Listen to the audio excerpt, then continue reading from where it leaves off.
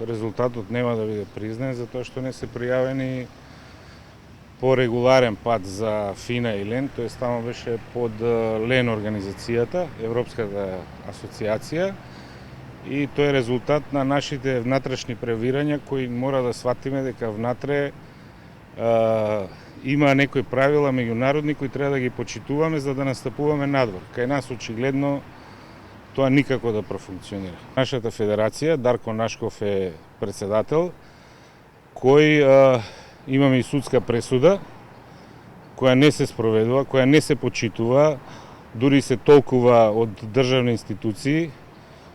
Представка дадена до антикорупцијска нема ништо. Така да не гледам излез, освен државата да ги почитува законите и да спроведе она што пишува во законот. По моje мислење, мислам дека Агенцијата за млади и спорт треба малце пооштро да настапи.